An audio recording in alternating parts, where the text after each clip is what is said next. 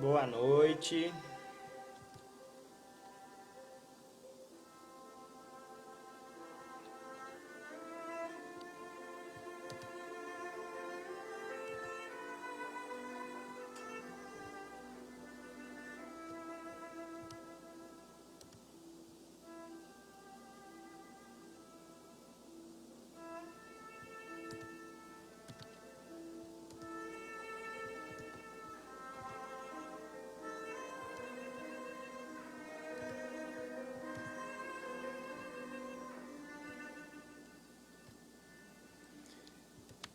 Sejam bem-vindos. Estamos começando mais um estudo aqui na nossa fraternidade Espírita Jesus Amigo. Antes de nós começarmos, temos alguns recados que a gente gostaria de passar. Então a gente lembra que aqui no nosso canal, do Facebook, temos o canal também do Instagram, do YouTube, da Fraternidade Jesus Amigo, e nós temos estudos todos os dias. Pela manhã, nós temos às 9 horas um estudo do livro Fonte Viva, e pela noite, às 8 horas, o estudo do Evangelho segundo o Espiritismo. Então são estudos sequenciais que nós temos a oportunidade de aprender com esses ensinos de Jesus, à luz da doutrina espírita. E além desses estudos, a casa também oferece o ESD, que é o Estudo Sistematizado da Doutrina Espírita, de forma virtual, nesse momento, às quintas-feiras, às 19h30. Temos também para falar para vocês, para que vocês possam participar, que aqui nós estamos no estudo para adultos, mas nós temos também atividades para crianças, para o público infantil. Em vários sites, várias casas espíritas estão fazendo. A gente gostaria de mencionar uma, que é a Fraternidade Espírita Irmão Glacos. Vocês podem acessar o site feig.org.br/evangelização no lar. Então nós temos conteúdos diretos, direcionados para as crianças também, conteúdos espíritas. E nesse momento nós gostaríamos também de lembrar que como uma reunião presencial, nós também temos um amparo da espiritualidade nesse momento. Então, se vocês quiserem colocar seus copos d'água, suas jarras, suas garrafinhas, próximo de vocês, essa água será fluidificada com certeza pela espiritualidade que nos acompanha a todo momento. E se alguém sentir também necessidade de colocar o seu nome ou o nome de algum ente querido no livro de radiação da casa, só mandar inbox para as nossas redes sociais aqui da casa, que a equipe vai dar uma atenção para vocês, assim como com o atendimento fraterno. Às vezes nós estamos precisando de um amparo mais próximo, de uma palavra mais amiga, de uma conversa.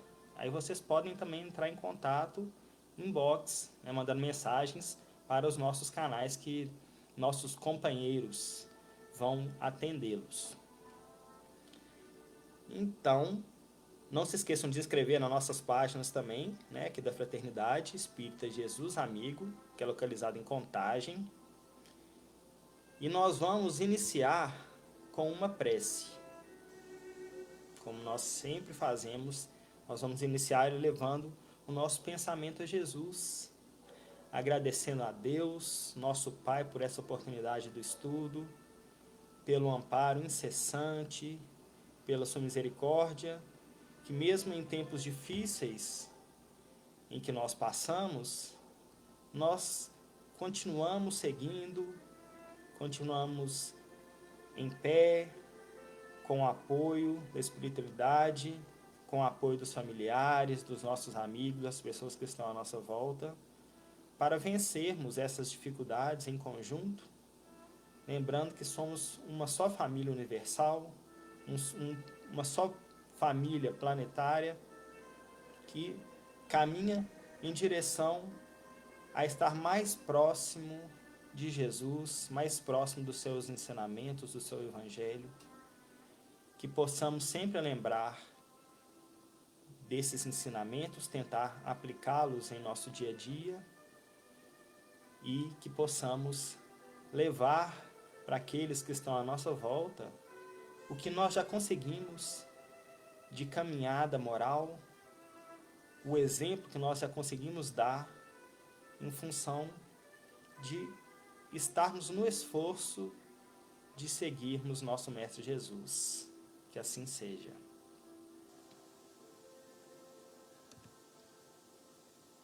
Muito bem. Então, nós vamos iniciar nosso estudo. E o tema de hoje como nós estamos estudando o Evangelho segundo o Espiritismo, nós estamos no capítulo 16, que traz o título Não se pode servir a Deus e a Mamon. E hoje nós vamos estudar o item 7, que é a utilidade providencial da riqueza, provas da riqueza e da miséria. Lembrando que, como nós temos estudos todos os dias, os itens anteriores, eles estão também em forma de estudo aqui no nosso canal, né, da Fraternidade. Então, vocês podem acessar os estudos passados.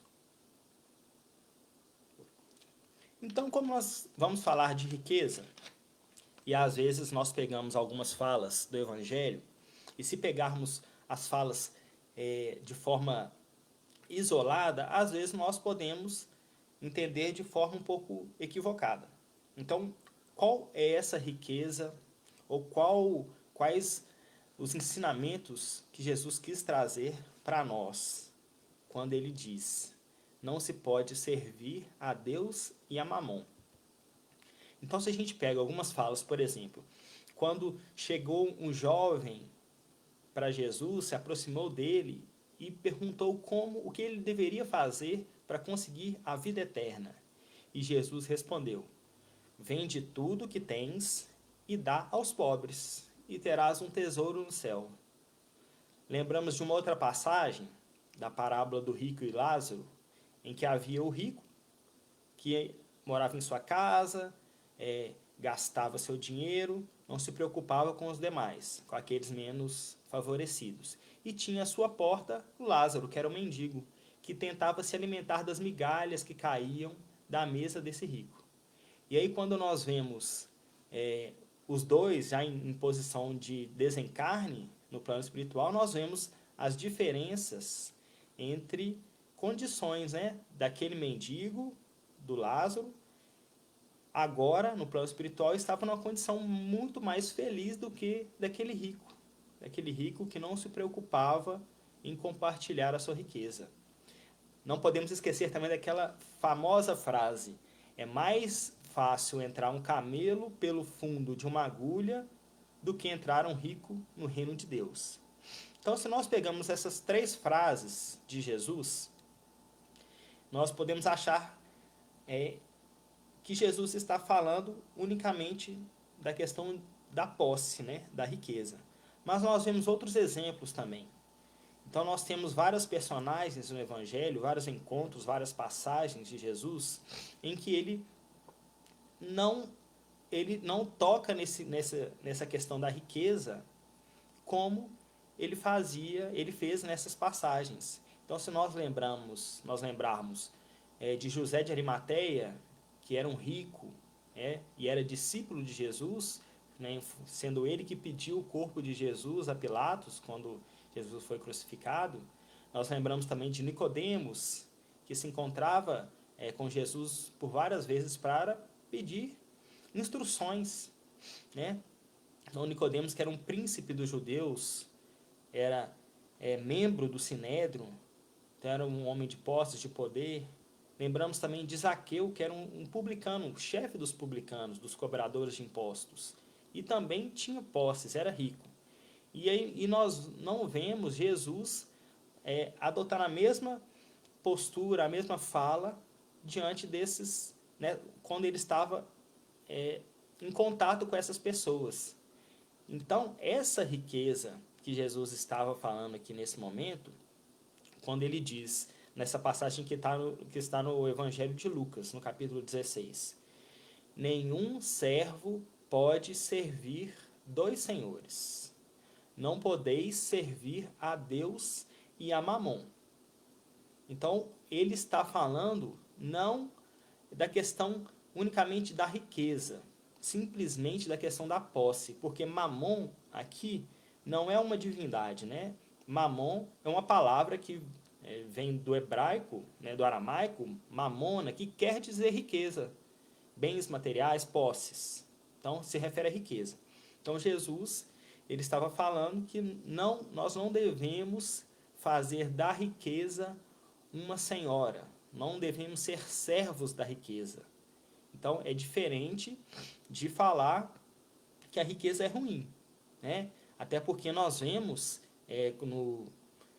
quando pegamos o Ato dos Apóstolos, no capítulo 2, nós vemos que os apóstolos, eles estavam fazendo, quando começaram, né, a levar a palavra do Evangelho, né, por si próprios, eles atraíam várias pessoas e muitas delas tinham posses. E essas pessoas, elas vendiam seus recursos, né, e auxiliavam aquela comunidade daqueles cristãos com esses recursos. Então dividiam para que todos pudessem ter uma condição mais tranquila, pudessem sobreviver, pudessem fazer seus trabalhos de auxílio, né? Então, para a gente ter claro aqui que Jesus não estava falando da questão da riqueza, mas do que nós fazemos com essa riqueza, da postura que nós temos com essa riqueza. E aí, como nós estamos falando da riqueza, da postura, né, de nós, humanos, com a riqueza, vamos analisar a nossa natureza humana. Então, vamos lembrar, na questão 115 do Livro dos Espíritos, nós temos lá dizendo que Deus criou todos os espíritos simples e ignorantes. Então, se Deus criou todos na mesma condição de simplicidade, né, de necessidade de aprendizado, né, nós devemos passar por experiências para adquirirmos esses aprendizados, né? E, logicamente, se nós passamos pelas experiências, sendo simples, sem o conhecimento ainda do que nós estamos buscando aprender, né, com aquelas experiências, nós estamos sujeitos a erros e acertos, né?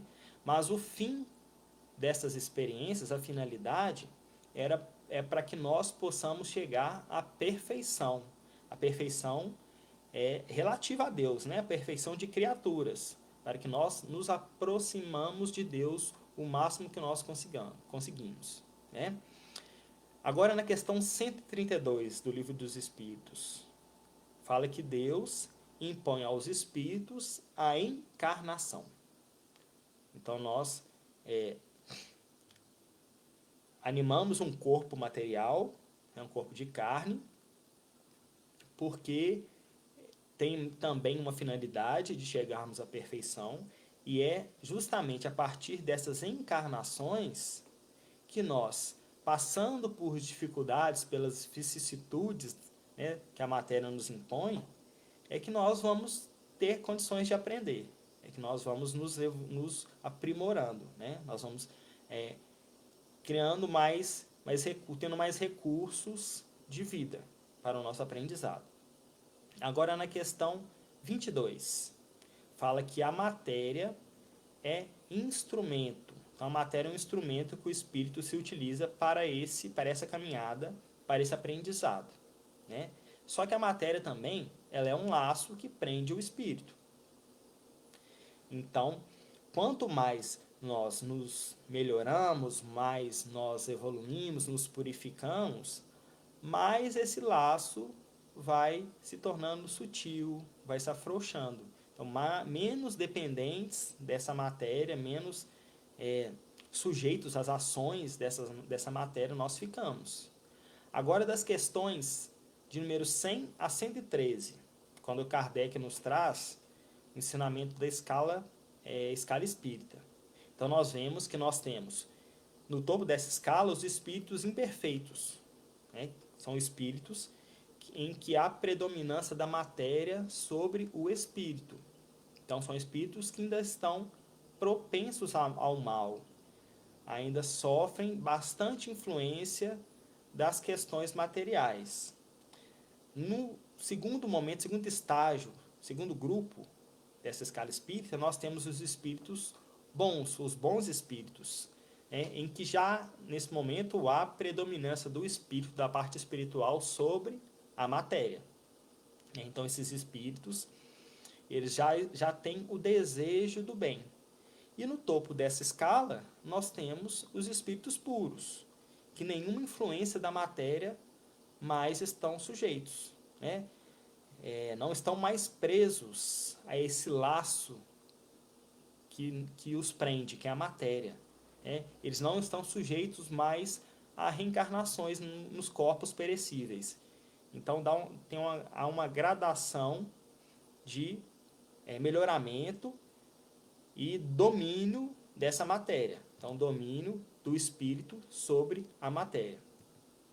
E aí, nessa nossa caminhada evolutiva, né, em que estamos sujeitos às influências da matéria, porque quando nós encarnamos, nós sentimos fome, sentimos frio, sentimos dificuldades, cansaço, passamos por diversas dificuldades, né, que a condição de encarnados nos impõe, né? Então, nessa nossa caminhada evolutiva, como espíritos imperfeitos, nós, quanto mais do topo dessa escala que nós falamos, mais os instintos, esses instintos mais basais, mais animalizados, que nós vemos inclusive nos reinos, né, anteriores, nos reinos dos animais, esses instintos animalizados, eles nos comandam quanto mais presos a essa matéria nós estamos. Então, o instinto de sobrevivência, que nós vemos bastante forte na natureza, né?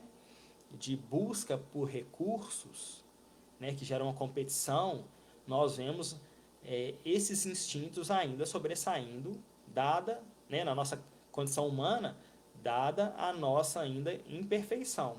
Então, muitas vezes, esses instintos eles falam mais alto do que a razão, do que a nossa capacidade de administrá-los, de dominá-los, né? Então, muitas vezes nós deixamos nos levar pelos excessos, pela ambição, pelo orgulho, pelo egoísmo. E aí, como nós estamos sujeitos a esses instintos, todos nós estamos querendo sobreviver, né?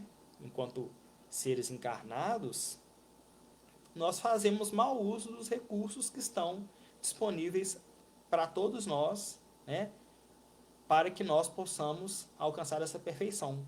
Então, devido às nossas dificuldades, ainda à nossa ignorância, nós fazemos mau uso desses recursos.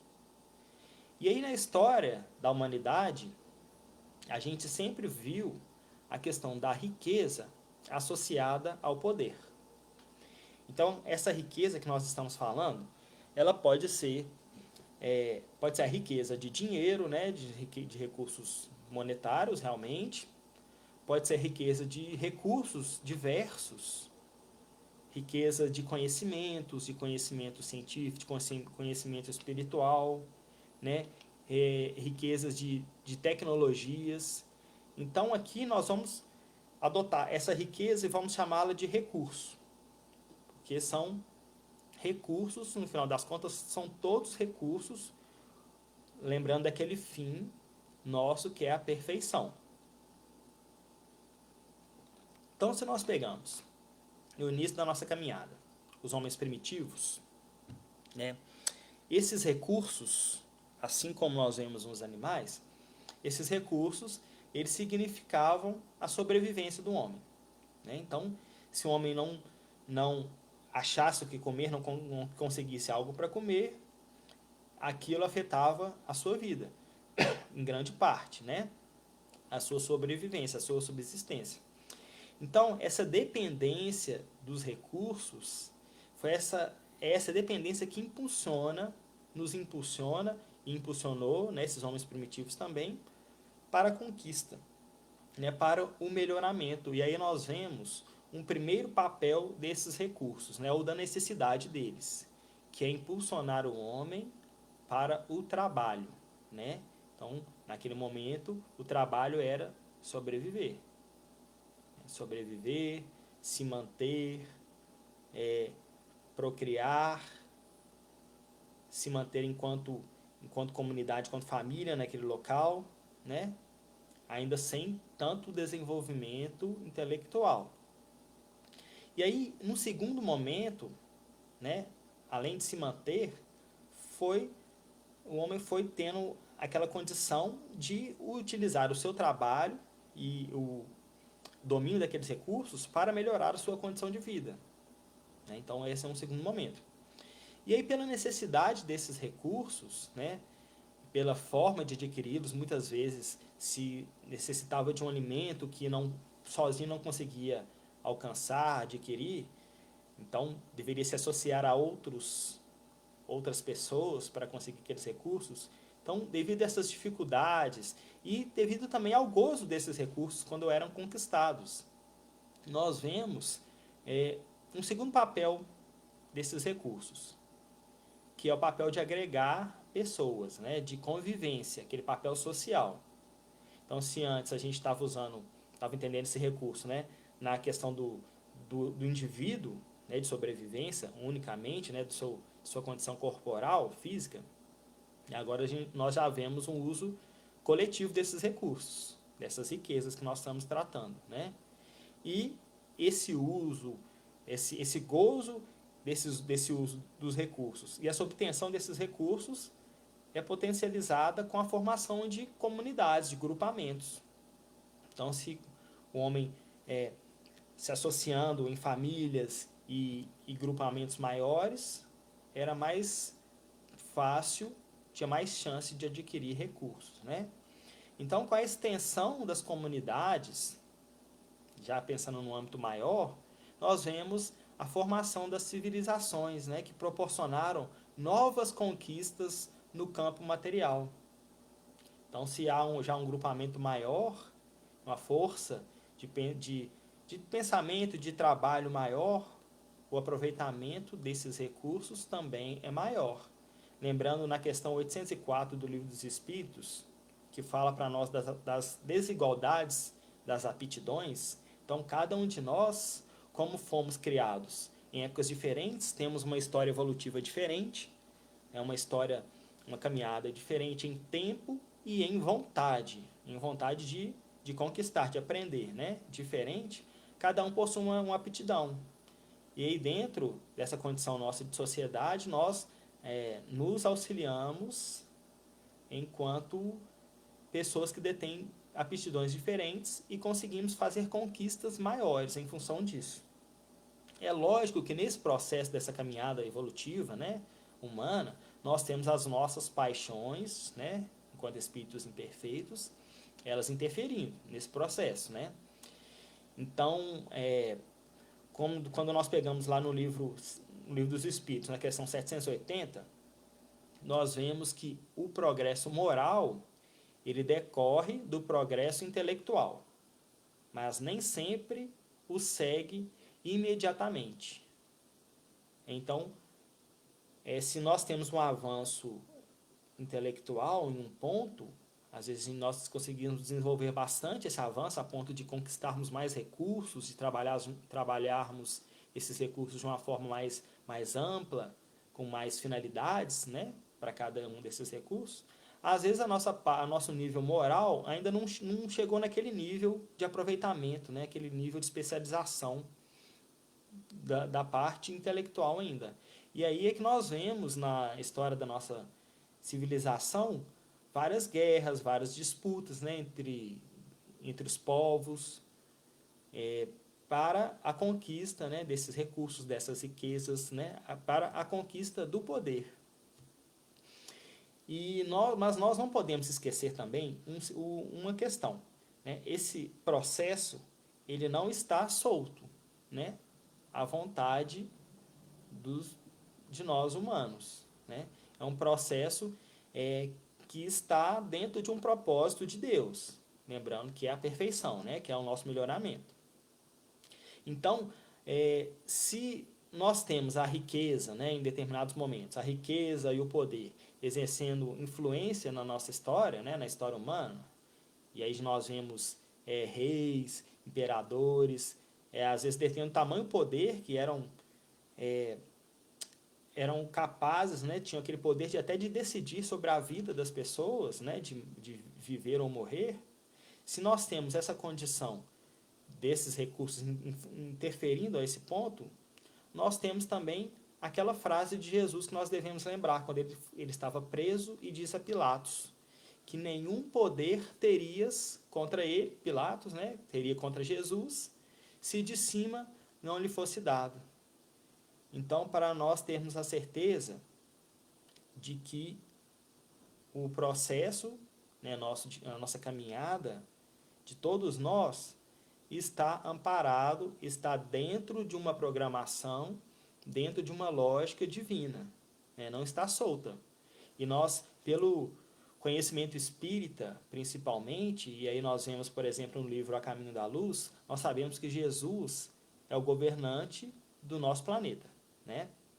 E em todos os tempos, Jesus enviou seus missionários, que impulsionaram não apenas o avanço moral, né, com os ensinamentos, né, da sua doutrina de amor, mas que atuaram também para o desenvolvimento científico, artístico, econômico, social da humanidade.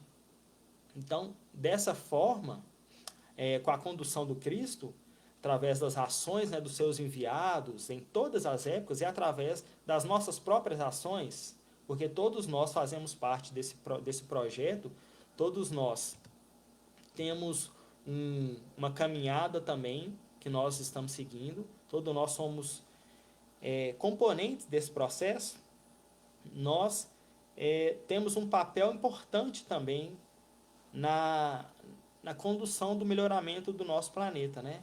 Então, com a condução do Cristo, nós vemos que as coletividades elas vão progredindo e o planeta vai se aperfeiçoando a cada momento, né? A cada tempo, a cada era. E quando nós estamos falando de riqueza, e aí nós vemos desde a antiguidade as riquezas passando de mão em mão, sendo utilizadas como mecanismos de repressão pelas mentes mais apaixonadas. Nós vemos também essas riquezas, né, que nós estamos tratando aqui como recursos, sendo direcionados para gerar transformações, né? Então, ao passo que essas civilizações primitivas que nós estávamos falando, elas iam se consolidando, entrando em choque umas com as outras também, se extinguindo, sendo substituídas por outras, iam surgindo também novas formas de lidar com esses recursos, com os recursos naturais, com a produção de alimentos, com as tecnologias que iam sendo descobertas, iam sendo passadas de povo para povos, né? Com os produtos que iam se espalhando, e aí novas formas de consumo, de vivência, de aproveitamento de costumes eram ampliados, eram passados de povos para povos, né? Então nós temos as riquezas sendo movimentadas para possibilitar o avanço da humanidade terrestre. E aí nós avançamos no tempo bastante já, depois de consolidação dessas primeiras civilizações mais antigas, nós devemos lembrar que todo o trabalho de Jesus, né, do nosso Cristo, ele é feito em todos os tempos, né? Então nós vemos também a sua ação divina atuando na base do nosso modelo atual de sociedade, né, em que lidamos com os recursos, o uso dos recursos por meio dessas relações capitalistas, das formas que nós utilizamos hoje, né? Então, relembrando lá dessa conformação para a nossa sociedade moderna, né? No fim da Idade Média, enquanto o mundo, né, passava por uma crise bastante forte em suas condições de produção, tanto material quanto intelectual, né? Quando o sistema feudal ruía, estava finalizando, nós vemos a ascensão de uma outra classe, que era a burguesia, né? Que já inspirada pelas novas ideias econômicas, sociais, políticas, fomentadas justamente pelos enviados do Cristo, né? Muitos artistas, muitos pensadores renascentistas foram enviados pelo Cristo e eram financiados até pelos nobres, por burgueses, por reis, porque havia um valor naquilo, né, da pessoa que financiava esses artistas, e eles iam fomentando novas ideias. Então, o recurso ali estava sendo direcionado com um propósito também. Estava sendo aproveitado com um propósito, né? Então, foi essa nova forma de lidar com os recursos, nesse final de estado feudal para ascensão de burguesia, para renascimento, né? Que nós vimos o nosso planeta ir caminhando até nos modos que nós encontramos hoje, atualmente, né? Nos tempos atuais. Então foram essas riquezas que estavam acumuladas, né? Com esses reis, com aquelas pessoas que estavam dominando aquelas populações, né? Que permitiram às nações, ainda em seus estágios iniciais, se consolidarem, né? Desenvolverem um sistema comercial mais amplo, ampliarem sua atuação geográfica, se expandirem, né? Só que aí nós vemos também a ação do nosso mestre, ela sempre se fazendo presente. Então, um outro exemplo que a gente lembra é quando a gente pega o livro Brasil, Coração do Mundo, Pátria do Evangelho, no primeiro capítulo, em que Jesus, contemplando as paisagens do novo mundo, né, com um dos seus anjos, dos seus espíritos mais evoluídos, missionários, e ele diz a esse espírito, né, ele diz: Eliu, te corporificarás na terra, no seio do povo mais pobre e mais trabalhador do Ocidente.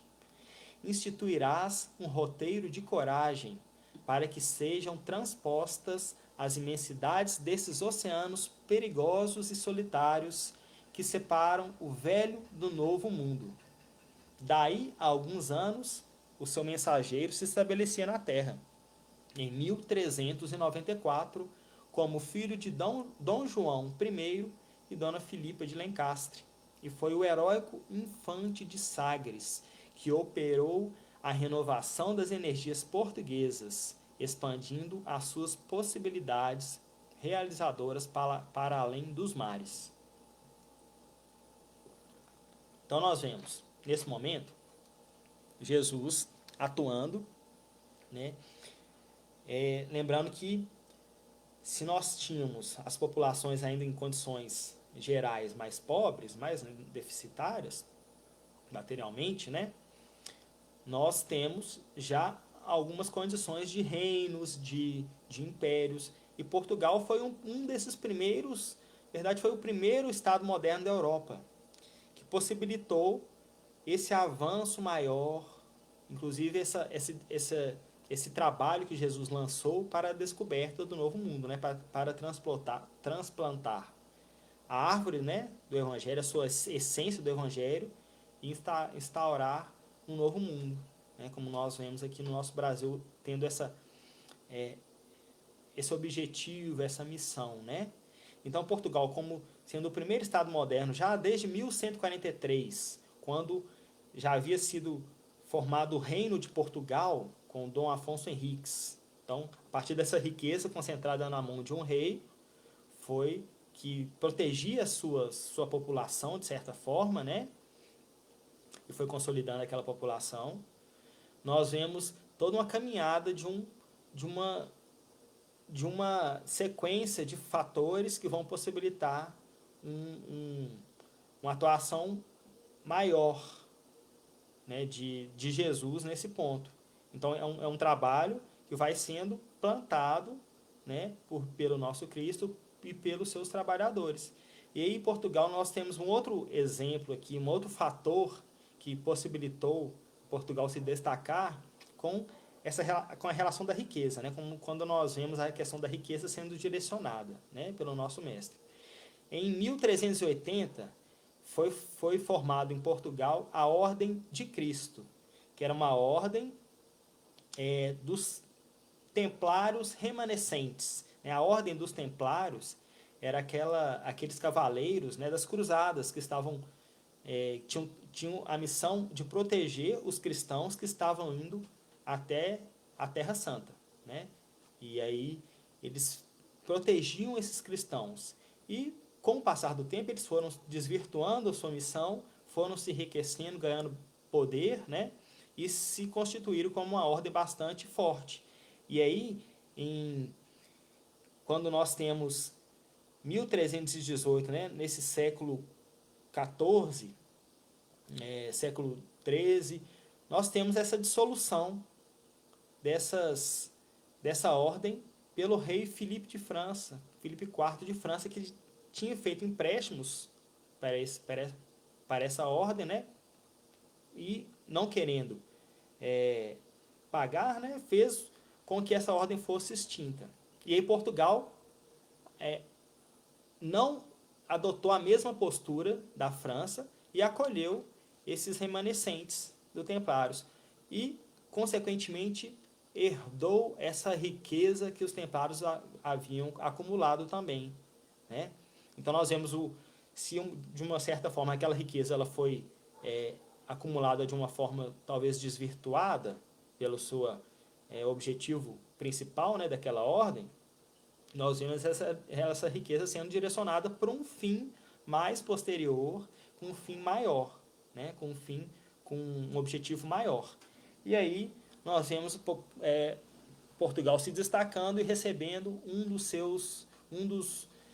dos enviados de Jesus para esse trabalho, né? Então nós vemos os recursos eles sendo utilizados para esse projeto divino. E aí nós achamos também um estudo, e aqui a gente já indo aproximando da nossa época atual, um estudo de um pesquisador sueco, Hans Rosling, que era um estudo que ele fez com mais de 200 países, demonstrando o progresso, né, dessas nações ao longo de 200 anos, né, comparando a progressão da riqueza e sua associação com a saúde das populações. Então ele montou um gráfico, né? Então se na vertical ele colocou a expectativa de vida, né, dessas populações, né, das pessoas, e na parte horizontal ele colocou a renda por pessoa, né, pelas populações desses 20 países. E aí quando ele pegou no início dos dados que estavam disponíveis, em 1810, ele viu que a maioria dos países, né, que tinham dados, né, naquela época, já conforme o seu estudo, todos os países estavam em condição bem similar de pobreza e de expectativa de vida abaixo dos 40 anos para as suas populações. Então, quanto mais esses países que estavam aqui nesse início do gráfico, eles iam se deslocando, mais recursos as populações iam demonstrando ter, né? E mais também saúde elas iam demonstrando. Então, com o avanço dos anos, as pesquisas foram demonstrando, por exemplo, com a Revolução Industrial, vários países, principalmente da Europa, iam se afastando dos demais países, iam melhorando sua condição de riqueza, consequentemente iam melhorando a saúde das suas populações, né?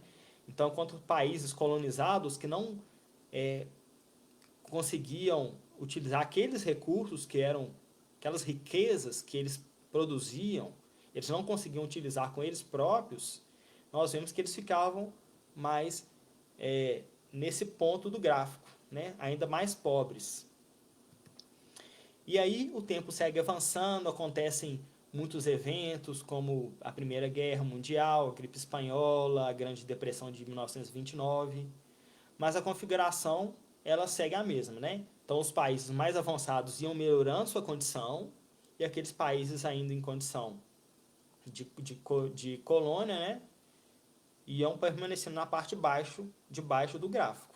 Então, após a Segunda Guerra Mundial, né, após 1945, nós vemos uma melhora na condição na condição dos países mais pobres, porque muitos deles estavam deixando de ser colônia. Então, a riqueza agora ela estava sendo utilizada para o seu própria utilização, né, das suas próprias populações, e eles começavam a desenvolver-se enquanto países, melhorando sua condição de riqueza e sua condição de saúde, né? Então, no final dessa análise, toda essa análise que esse pesquisador fez, que foi 2009, nós já vemos que a maioria dos países estão no meio desse gráfico, né? Já tiveram um ganho imenso, tanto de riqueza como de saúde, né, de suas populações, mas ainda nós vemos, igual nós estamos vendo hoje em dia, uma discrepância ainda dos países mais pobres com aqueles países mais ricos, né? Ainda tem um caminho grande ainda de diferença. Mas um fator preponderante desse estudo é essa relação entre a riqueza e o desenvolvimento social, desenvolvimento dos países, das pessoas, né? Então, outro fator desse estudo é a tendência desses países como um todo, de todos os países, que é tenderem para ficarem cada vez mais ricos, né? Utilizando melhor esses recursos. Lógico que depende da nossa capacidade, né, de utilizar esses recursos, mas a tendência de todos os países a convergirem para serem mais saudáveis, com maior progresso, né? E aí nós estamos falando justamente desse tema do nosso estudo, que é a utilidade providencial da riqueza. E aí agora a gente pegando no capítulo 16 do Evangelho segundo o Espiritismo, né, que é o nosso ponto aqui de estudo, lá no item 7, nós vemos um parágrafo que diz: sendo a riqueza o meio primordial de execução, sem ela não mais grandes trabalhos, nem atividade, nem estimulante, nem pesquisas. Com razão, pois, é a riqueza considerada elemento de progresso. Então, a riqueza, né, se a gente estava falando de populações, civilizações, de como nós, uns associados aos outros, conseguimos melhorar a nossa condição de utilização dos recursos, nós sabemos que grandes projetos eles só podem ser alcançados com grandes investimentos, né? E aí, com essa visão, nós podemos lembrar e aproveitando esse momento, né, que nós estamos passando por uma epidemia, nós podemos lembrar mais utilizações de forma a atender maior número de pessoas dessas riquezas que às vezes a gente identifica que elas estão acumuladas nas mãos de alguns, mas quando a riqueza é bem empregada, ela proporciona frutos para todos. Por exemplo, com a questão da pandemia, nós temos vários projetos para produzirem vacinas, né? Um desses projetos, que é o que está mais avançado, é um projeto que está sendo realizado pela Universidade de Oxford, na Inglaterra, em associação com uma farmacêutica, né? E esse projeto já conta com mais de 2 bilhões de dólares para avançar nessas pesquisas. E aí, se a gente estava falando de riqueza, né, na mão de algumas pessoas, nós vemos, por exemplo, um dos investidores desse projeto, um dos financiadores, é uma fundação do Bill e Melinda Gates, que no início desse mês anunciaram um investimento de 750 milhões de dólares nesse projeto. Então é um projeto que já está bastante avançado, né? Já começando com testes em humanos, inclusive começamos o teste em São Paulo aqui na última sexta-feira, né? Um projeto que prevê 2 bilhões de doses de vacinas. Então, lógico que esse projeto, como todos, tem seus investidores e tem, né, aqueles países que estão investindo mais, já tem uma parcela, né, de de vacinas que eles vão ter, mas um dos requisitos, né, dessa fundação Bill e Melinda Gates foi que esse projeto ele pudesse direcionar parte dessas vacinas para os países de baixa e média renda. Então, dos 2 bilhões de doses de vacinas, 1 bilhão vai ser destinado para esses países mais carentes, né? Então, falamos aqui da saúde, mas podemos citar outros projetos de investimento. Por exemplo, nós temos um projeto que foi criado em 2017, na verdade um fundo para arrecadar dinheiro para investimentos. Então foi criado por uma empresa japonesa, né? Uma empresa que está, SoftBank, que ela chama, que tem à frente um dos homens mais ricos, se não, na verdade, o homem mais rico do Japão. Então, pessoas que detêm o dinheiro, e esse dinheiro ele está, além daquele uso que aquelas pessoas estão fazendo para as suas próprias vidas, esse dinheiro está sendo direcionado para um bem maior, né? Então, foi criado esse fundo em 2017, foi uma iniciativa de financiamento de 100 bilhões de dólares para projetos que usem a tecnologia para contribuir para a melhoria da humanidade, ou seja, projetos que melhoram a vida das pessoas. E aí nós podemos ver projetos que tiveram esses investimentos nas mais diversas áreas. Então, projetos de compra online, de delivery, né, que nós estamos utilizando bastante nesse momento de pandemia. Projetos de agricultura sustentável, sem agrotóxicos, agricultura, hortas verticais nas cidades, projetos de construções mais sustentáveis, mais seguras, projetos de desenvolvimento de mais tecnologias. Então, são inúmeros projetos que, lógico, têm um sentido de desenvolvimento, de lucro, tem um fim, né, também daqueles investidores, daquelas pessoas que estão tomando a frente daqueles projetos, mas nós vemos aqui também que são projetos que devem atender ao requisito de melhorar a vida das pessoas. E aí, além desses projetos, né, nós vemos, talvez a gente pense em riquezas mais abundantes, né, mas nós vemos também os recursos, talvez menores, eles sendo também direcionados para o bem, né? Então, nós vemos aqui que a gente vê muito, né, hoje em dia, que são as vaquinhas online, as pessoas juntando dinheiro, às vezes para tratamento de saúde de alguma pessoa que está precisando, para financiar algum projeto, né? Vemos projetos, eventos beneficentes online, a gente está vendo muito show, né? Tivemos um último aí, um deles foi em domingo, né? SOS Rainforest, visando arrecadar dinheiro para a Amazônia. E nós temos vários projetos semelhantes, né? Com o fim de utilizar o dinheiro para o social, a parte ambiental, para as pessoas, né? Para o desenvolvimento do nosso planeta. Sem falar das ONGs, nós temos várias ONGs aí de âmbito planetário com bastante peso, né? Por exemplo, Médicos Sem Fronteiras, que fazem um trabalho mundial, né, de socorro às populações. Nós temos na área ambiental, por exemplo, o Greenpeace, mas nós temos também ONGs menores, ONGs locais, né, que recolhem alimentos, fazem distribuição desses alimentos para pessoas carentes, ONGs de cuidado com os animais. Então, nós temos esses recursos, né, essas riquezas, elas sendo trabalhadas de forma a contribuir para o crescimento do nosso planeta.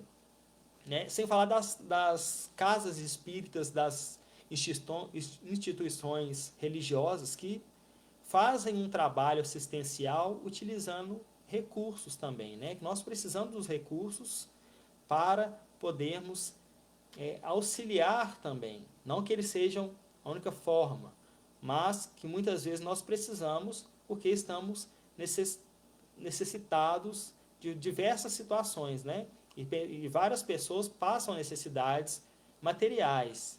E às vezes nós precisamos auxiliá-las, primeiramente, em um certo ponto, nesse nível material, para que ela possa também se desenvolver em outro nível moral, outro nível intelectual, né? Às vezes satisfazer aquele instante ali mais básico, né? Como a gente estava falando da sobrevivência, às vezes as pessoas precisam primeiro sobreviver para conseguirem ter um ganho intelectual, um ganho de trabalho, um desenvolvimento maior, né? Nesse aspecto. E aí um outro ponto do nosso estudo aqui, que traz o Evangelho segundo o Espiritismo, são as provas da riqueza e da miséria.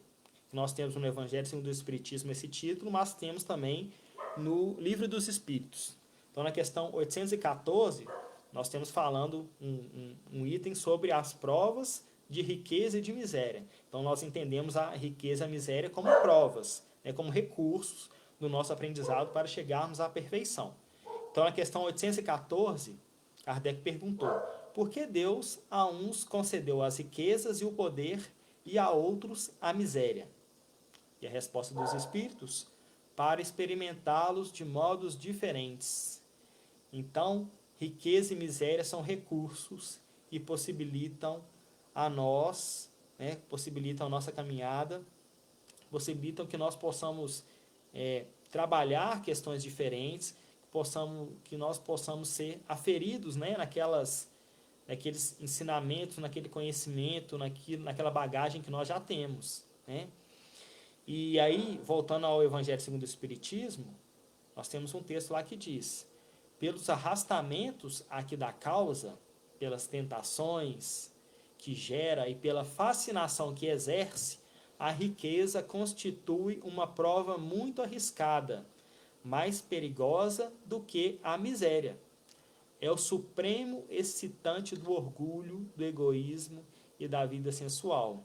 E aí, todos nós podemos não só identificar pessoas, às vezes a gente vê pessoas que têm muito recurso material adotando essas posturas, né, de egoísmo, de soberba, mas todos nós, se em algum momento estamos dando atenção mais do que devida a esses recursos e estamos deixando o nosso egoísmo falar mais alto, nós estamos encaixando nesse texto, né? Nessa questão que está sendo trazida para nós. Não é isso? Então, se nós ainda vemos na nossa sociedade ainda bastante o dinheiro sendo utilizado de forma egoísta, né, sendo sinônimo de poder, igual a gente estava associando no início do nosso estudo, nós identificamos que são questões de apego. Né? Então, o que nós estamos fazendo, qual a atenção que nós estamos dando para as nossas vidas, para as nossas questões, né? Então, se a gente pega uma fala de Paulo a Timóteo, na primeira carta, né, no capítulo 6, ele fala que o amor ao dinheiro é a raiz de toda espécie de males.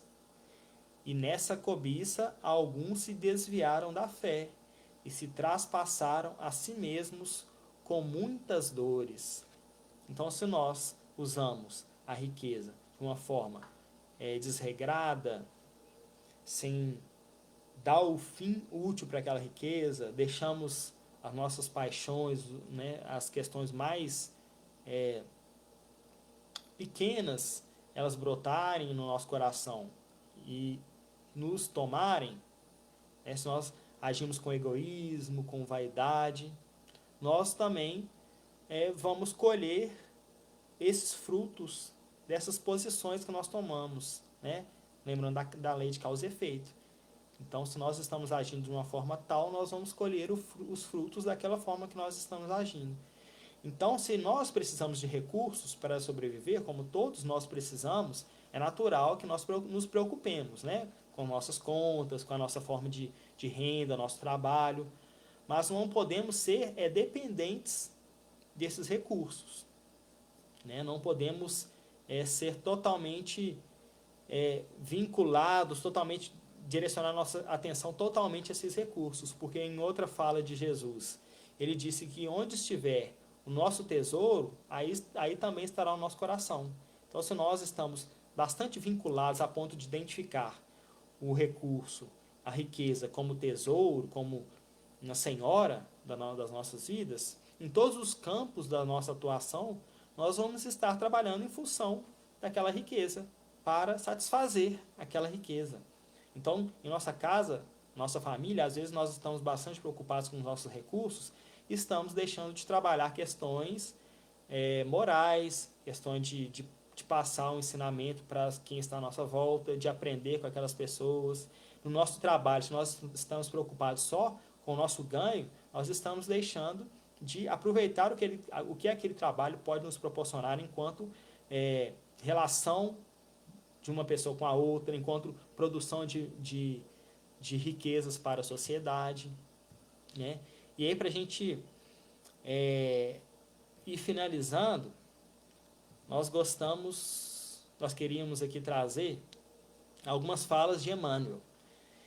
Há um livro de Chico, ditado por Emmanuel, que chama Dinheiro. Então, um livro inteiro para tratar sobre a questão do dinheiro, né, que a gente falou aqui, dos recursos, da riqueza.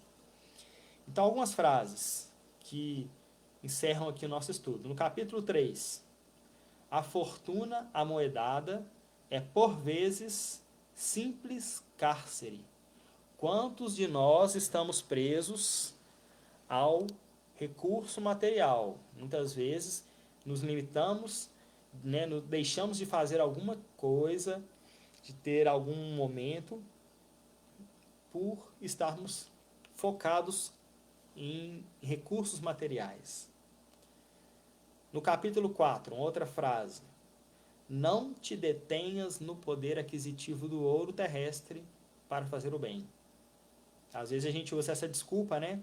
Nossa, se eu tivesse muito dinheiro, eu poderia ajudar muitas pessoas, né? Poderia fazer algum bem maior. Mas nós vemos que o recurso, ele independe do ato de fazer o bem, né? Então, nossa disposição para fazer o bem não depende de recursos materiais.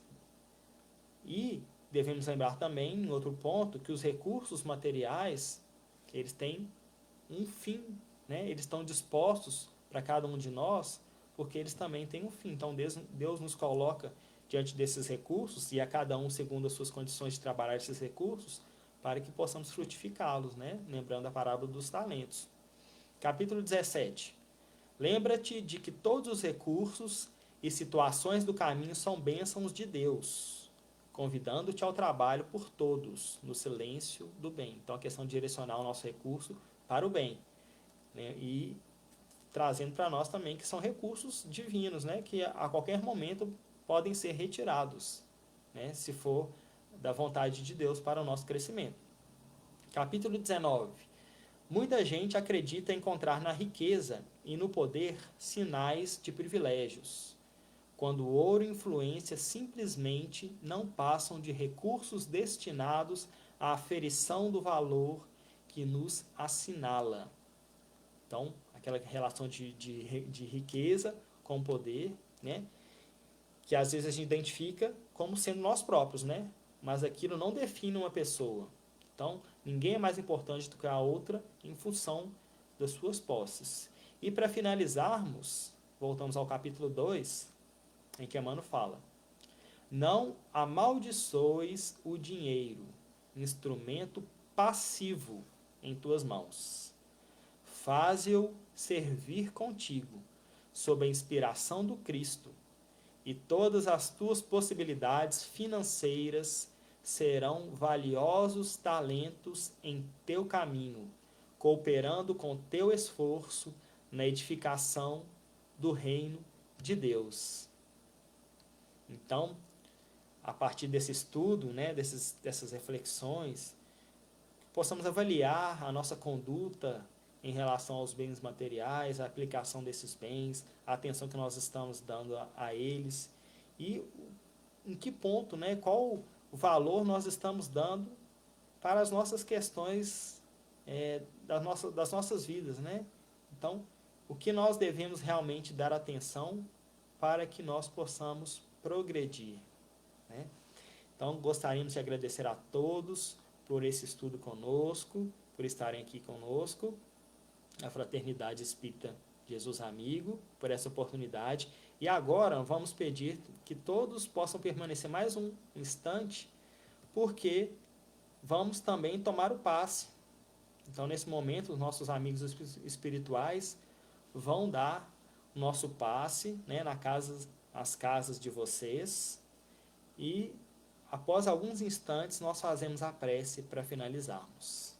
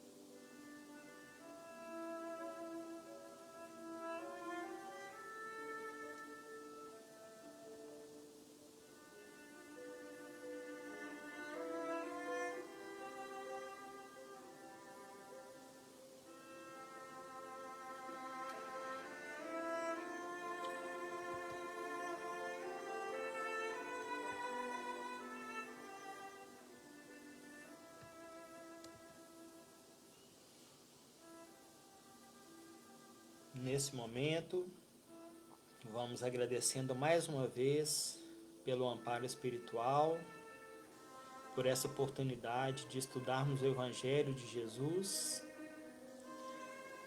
tendo a nossa doutrina espírita como nossa base para ampliarmos nosso entendimento. Vamos agradecendo a todos os companheiros que nos acompanharam em suas casas, nesse estudo. Vamos pedindo aos nossos espíritos protetores, a Jesus, que possam nos auxiliar a praticar esses ensinamentos do Evangelho nas nossas vidas, que possamos dar atenção às coisas que realmente nos farão elevarmos até Deus, que nos farão melhorar a nossa condição moral. E nesse momento, então, pedimos licença para os nossos amigos espirituais para finalizarmos esse estudo.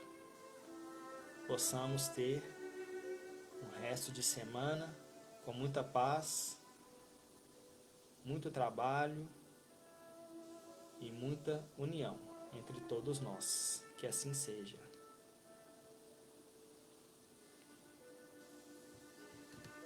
Então agradecemos a todos mais uma vez e esperamos para mais um estudo na nossa Fraternidade Espírita Jesus Amigo.